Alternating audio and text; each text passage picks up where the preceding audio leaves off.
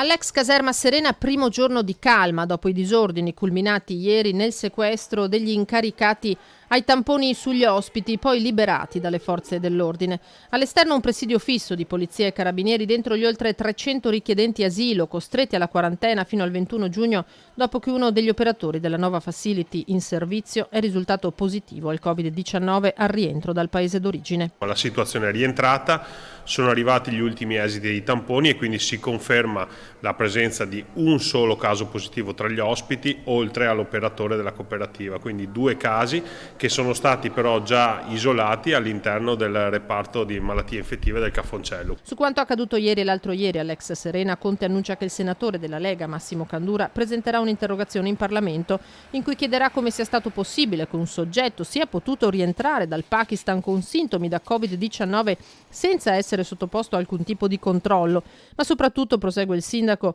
per assicurarsi che per i responsabili dei disordini vi siano conseguenze e non colpi di spugna.